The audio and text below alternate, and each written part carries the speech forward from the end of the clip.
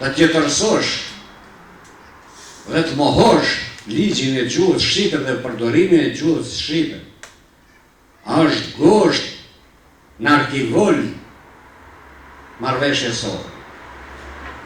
Kontestosh e të mohosh përfaqësimin e drejtë, është gosht në arkivol. Inspektoratin e gjuhës që fshihet si inspektorat për kontroll të realizimit të ligjit. Kështu që këto janë shqetësimet tona që i kemi ngrit bashkë me popullin dhe bashkë me garantusët dhe nënshkruesët e marrëveshjes së Ohrit, si Bashkimin Evropian, ashtu edhe Shtetet Bashkuara të Amerikës. Ne duam demokraci, ne duam paqen, ne duam stabilitetin. Ne kemi ndërtuar universitete për të shkolluar për ardhmëri fëmijët tanë, jo për të sjellë luftra për plasje. Luftrat mbaruan, mos nxisin lufte konflikte.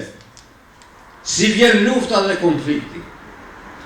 Lufta dhe konflikti erë deri në shpërbërjet Jugosllavisë, kur Kosovës ju hoq autonomia, ju suprimu autonomia, dhe ne këtu, se provat antishqiptare bëshën në Shkup, vitet 80 në 89-ën, shqiptarët i hoqën nga kushtetuta si element shtetëformues.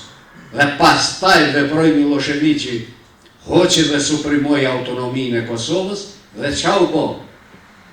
Cope thërrima u bo Jugoslavia dhe sot mbetet si një prallë e keqe, e dhimbshme për ne shqiptarë. Prandaj jemi të kujdesshëm, të jemi të vëmendshëm në respektim të dokumentave me vlera të jashtëzakonshme, si marrëveshja e Ohrit, kushtetuta e ligjet që janë sjellë në favorizim të komunitetit shqiptar që jeton në trojet e veta etnike. Ne sot kemi 3 universitete. Nuk janë shqiptarët të viteve 60 e 70.